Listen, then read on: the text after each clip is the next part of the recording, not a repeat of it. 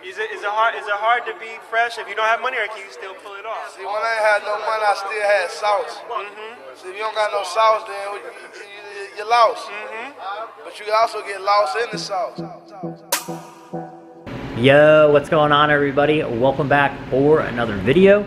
Today we got a good old DC on the dyno. DC on the dyno.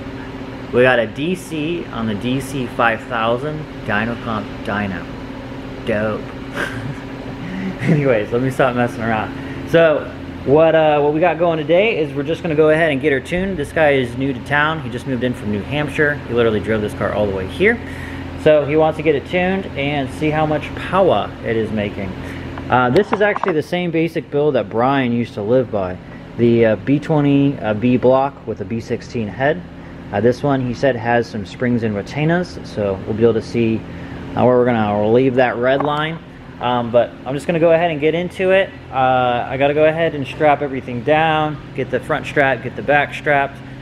This car does not have a wideband, but that's okay. I have my wideband reader for my hooked up over here on top of my Dyno Comp receiver, so that way I can see my AFRs and everything and can still tune it properly.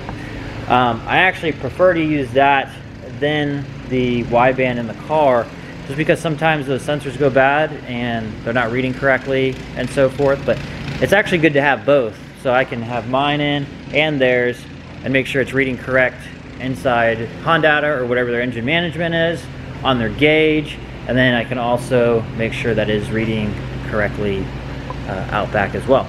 So I'm gonna go ahead and just get everything set up. I still gotta set up the laptop and everything. I take that down out, you know, I take it down and unhook it every night just because rain, sometimes it leaks through here, and just with my type of luck, I'd set it right perfectly somewhere where water would just fall on it.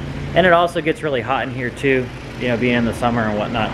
So I'm just gonna go ahead and get that all set up, get everything figured out, get it all situated, and then we will start the tuning process. Looks like it's also got some headers. Go down and look at the exhaust. It looks big in the back. It's probably like a 3-inch. I'll get underneath there and take a look. But yeah, this should be fun, should be quick and easy, lemon squeezy. The car runs great. He just wants to get it tuned so we can make some more power. So let's go.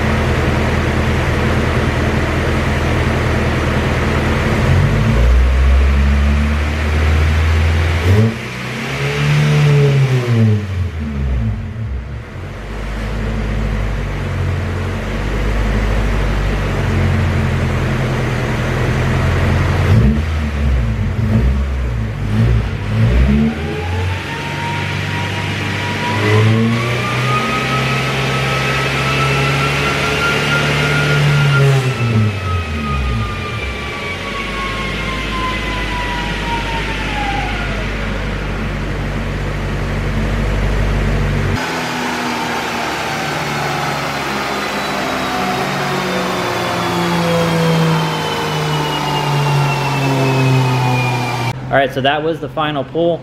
Sorry I didn't get to record much of that. Once I had all those cords in there and I started tuning, I didn't really want to keep going back and forth and grabbing the camera. But my neighbor was walking by. He thought it was super loud, so I went ahead and asked him to grab the camera, and he just recorded that last pull for me. I'll give you guys a little bit of 101 on ignition timing. When you're tuning, you start seeing big gains in your horsepower, where your ignition timing is like 10, 20 horsepower sometimes in difference. But where you want to stop is when you start seeing 1 to 2 horsepower difference. And that's where we are right here. Once you get all your fuel tables, I can't get this, there we go. Once all your fuel tables are in and good and you like how everything is, then you start messing with the ignition timing. Well, obviously you set it up safe to begin with, but you want to start taking out timing or advancing your timing once you get all of your fuel tables figured out. And you can see down here I'm starting to get a 1 to 2 horsepower difference. And then once you get there, you kind of want to draw back on your ignition timing. So I got to 169.6, so made 170 horsepower. That is not bad, and that is to the wheels. That is not bad at all. That is super awesome. If you put a cam in this thing, I'm sure we'd be close to 200 horsepower. And then if you did some different pistons, there's plenty of different things you could do to make great power. And I think that's what this guy plans on doing. I think he wants to get some cams and get it retuned. I'm going to save this information here, so when he does get cams, we can see how much of a gain he actually sees, how much torque he picks up, and how much horsepower as well. But I am pretty happy with that. I'm happy where the fuel tables are. I'm happy where everything is on the tune. This car is safe. It will be good to drive around and be good as a daily, or if he just wants to take it to the strip and race it. But I think this guy plans on dailying it. It is from New Hampshire, like I was telling you guys before, and he took out all the AC, so he is going to learn the hard way. It gets really hot. I tell you guys that all the time.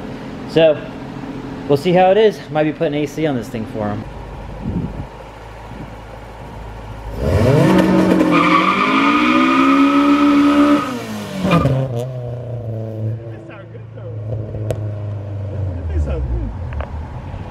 Alright, so that wraps it up for the B20V Tech. That car was ripping. I know some of you guys in the comments are going to be like, it only made 160, yada yada yada. But that car is reliable. That car is making great power. Also here in Florida, we're fighting a lot of humidity. I think today it was like 80% humidity or something like that, it said on the weather report on the dyno. So that is a lot. The car is safe where it's at. Could always, like I told you guys, you can make more power with the ignition timing, but it's only going to be a few horsepower different. So where we are, we're safe. Customer's happy. He wants to eventually build another engine, like get a B20 block and do some high compression pistons and so forth.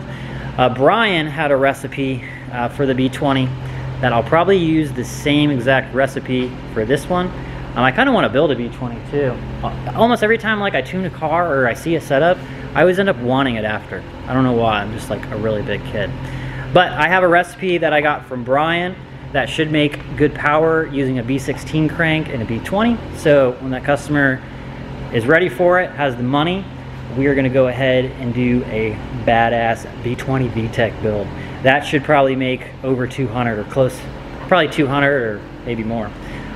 So that'll be fun, and that'll be for something in the future. I'm gonna get back to a swap I'm working on, and I will see you guys soon.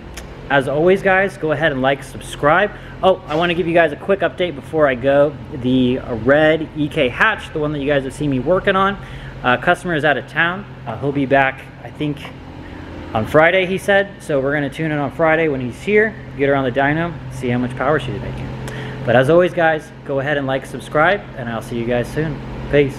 Is it hard to be fresh if you don't have money, or can you still pull it off? See, when I ain't had no money, I still had sauce. See, if you don't got no sauce, then you're lost. But you can also get lost in the sauce.